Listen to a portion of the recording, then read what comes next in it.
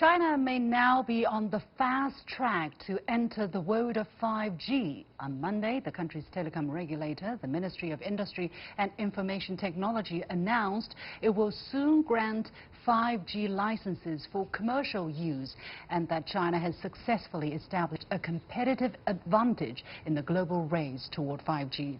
As for the U.S., while it sanctioned the Chinese 5G giant Huawei, the country seems to face problems of its own. A recent report by the U.S. Department of Defense says that as the country adopts a non-mainstream spectrum for 5G in commercial use, it may soon be cut out of the global supply chain.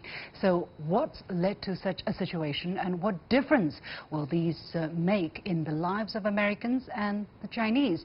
Joining me for the discussion here in the studio are Professor Wang Wensi of the School of Microelectronics at the Beijing University of Technology, and Zhang Fan, Associate Professor at Beijing Normal University. Gentlemen, welcome to the show. And we're talking about technology again, my strength. Oh, yeah. Well, let's talk a little bit, always using layman's term, this Chinese ministry statement that it will soon issue license for the 5G commercialization in China, and that China and that 5G is entering a critical period of time in terms of commercial deployment globally, and China has a competitive advantage through a combination of innovation and open cooperation. So, Professor Wang, how soon are we talking about? We would like to know that too. I think it's going to be very soon. As far as in terms of several weeks, it could be several weeks. But no matter, it could take less than, I think, no later than Q3 to have the first pilot deployments in Beijing and Shanghai and Shenzhen. So for an ordinary person, that means I will be able to have a 5G phone, but people will have to buy a phone, right? A specific 5G phone in order to use 5G. Yes, yes. So in the big cities, we are looking at like 2 months, 3 months, or half a year? We don't know. We don't know. Very brave. Could be. Yeah? Yeah. Okay. Because the schedule got pushed forward. That's why it's so difficult to predict. It's supposed to be next year, but... Well, why did China come out to announce this now? I mean, what's the message is the Chinese trying to say? And also, this competitive advantage, we have been saying that, or the Huawei company has been saying that, but how big is the gap? Let's say, is this a self-claimed advantage, or is it universally kind of recognized advantage that Chinese technologies are leading, and by a relatively big margin? Professor Zhang. So from my understanding, this 5G is not really characterized by a single revolutionary change. It's more a basket of small incremental improvements that really, when combined, push you over the edge so you can achieve something quite great. So China is not, no country is in a dominant situation here. Everybody contributes. So China, in terms of something called standard essential patents, which means basically the core innovations, not the gimmicks. So China has 30-some% of the patents there. Huawei alone has like 15%. US is 15%. South Korea and Europe 20-some% each. So everybody has a say in this. So is the gap likely to get larger between China and the other players, Professor Wang? I think it's, China has already been to quite a good ecosystem around the 5G. We're not entirely sure about are we leading other competitive other countries for several months or several years, but we're definitely in the first group. First year. Yeah. Basically, that's also the assessment of the U.S. Department of Defense in its report. It says if the current trend is to continue, China is going to repeat in the 5G era what the U.S. had for the 4G era, meaning taking a lead. Let's take a closer look about this deployment of 5G spectrum. We are going into very scientific areas here, but we have to talk about it. So I understand there are two kinds of ways, right? One is the mainstream that's adopted by China and many other countries in the world, and then there is the other which is adopted by the United States. What's the difference between these two, Professor Zhang? So there's one called sub-6 gigahertz. That's the normal band you use for wireless stuff. 4G and Wi-Fi, they're all in there. And there's the other one that America uses. The sub-6 is the one that everybody is using. Okay, the mainstream one. Right. The other one is the US one, is the millimeter wave. So being an astronomer, I'm quite familiar with that band. That particular band, so there's less users there. So you could possibly have more bandwidth, so accommodate more devices. And also because the shorter wavelengths, you can pack more information into the same train. However, right, here comes the important part. There are big problems in that waveband. So it's essentially in between infrared and microwave, which means it's kind of like light. Buildings, cars, trees all block it. So you can imagine for a Wi-Fi, for a mobile signal, that would be pretty horrible. And also, this doesn't get mentioned enough, is that water vapors and water really blocks it. So it's like how microwave works. But why would the U.S. decide to go to use this mode if it is full of flaws or potential risks, Professor Wang? I think one reason for using the millimeter wave is because of its really high speed. The speed goes up to 10 gigabits per second, so that is even higher, 100 gigabits per second. But as Professor Zhang just mentioned, that the coverage, to cover the same area for the sub-6, we takes about 1/10 of the cost. Could be less than 1/10 of cost for the millimeter compared to the millimeter wave, that kind of 5G technology. So the report actually pointed out that if the current trend continues, the U.S. may face challenges and security concerns. What kind of challenge would the U.S. be faced with if it is not following the mainstream mode that many other countries are facing? I also read that report. That's pretty harsh on the millimeter. Basically said that's rubbish, which I share the same opinion, but whatever.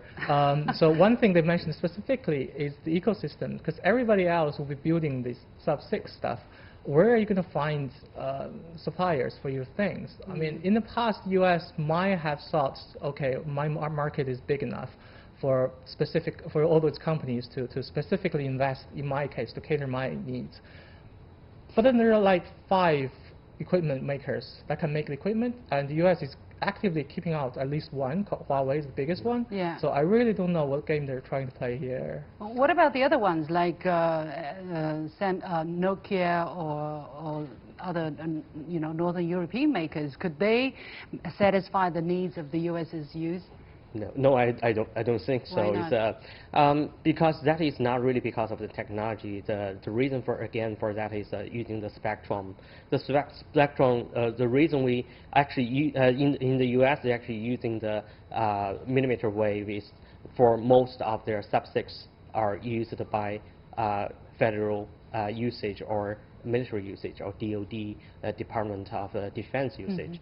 So if ask them to free up that spectrum and use it for civil usage, it will take very, very kind of a long time and lots of money. So was it a strategic decision or mistake on the part of the U.S. government to take this alternative mode? If it is going to come out and really, win the race in 5G, do they have to change something, Professor Wang? I think the reason they actually took this path is not they choose to, because they have to. About 10 or even 20 years ago, they actually started using this for military usage, for the gold spectrum, the 3.2 to 3.7. Let's not go into the details. Okay, right. Okay. But for that reason, if they actually trying to use them now, they have 2 choices. One choice is actually to share with the civil use, which have caused a lot of problem for their security consideration. And another way is they free them up, but we are talking about tanks, jet fighters, planes, and so on. So what's the way out, Professor Zhang? Well, eventually they will have to share, I think. So regardless of how well the millimeter wave might, the U.S. politicians are insane, but their scientists are pretty good. So they might figure some way to find specific scenarios where this could be very useful. But I think the sub-6 will still be have to be developed somehow. So eventually they will have to make better. Yeah, the report says that historical shifts between wireless generations suggest that the first mover country stands to gain billions in revenue, accompanied by substantial job creation and leadership in technology innovation. And first movers also set standards and practices that were then adopted by subsequent entrants. So although eventually they would solve the problem or find a compromise, what would be the initial loss then we're looking at, Professor Wang? I think we are talking about hundreds of billions of US dollars at least, because when you actually start late in this, let's talk about 5 years. It's a generation. For technology term, it's an era. It's a one generation lag behind. Yeah. So could they possibly catch up? Is there a possibility in that? Well, so they're not isolated. So Qualcomm and all these companies can still supply the outside world with sub-6 technology, provided Huawei and everybody else doesn't find replacement for them, which once again is a really weird thing the Americans doing. They're forcing at least some people to try to find replacement for what they can supply in the end. So how does the whole Huawei case fit into this picture?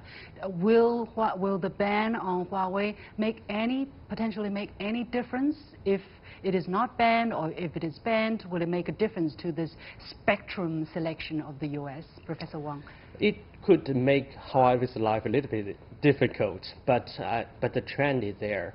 So it's actually not really it's not possible for the U.S. government to actually stop Huawei from expanding its business into the 5G era, especially when we are actually talking about the Belt and Road. These countries, they are with arm open to welcome Huawei's new technology in 5G. So the market share of Huawei, of Chinese companies, will continue to grow, so they will be able to create an equal system that it will put the United States at a disadvantage. Is that what's going to happen? That might happen. Yeah, yeah. That's a possibility. If the U.S. ever lifts the ban on Huawei, would there be any difference? Well, the usual trend is this: once Chinese company comes up with a technology, they usually lift the ban and they drop the price really, really quickly. So that's why some American think tanks are saying like this is not a good strategy. Obviously, Trump might be doing some harm to American companies in this regard in the end. Let's see. Well, eventually, things will happen the way they will happen, right? However you want it. So many thanks to Professor Wang Wensi of the School of Microelectronics at Beijing University of Technology, and Professor Zhang Fan, Associate Professor at Beijing Normal University. And with that, we come to the end of this edition of The Point with me, Liu Xin. As always, you can follow me on Facebook and Twitter using the handle The Point with LX. Download the application called CGTN to watch the show on your mobile devices, or go to YouTube and look for CGTN The Point. Thanks for watching. You've got The Point.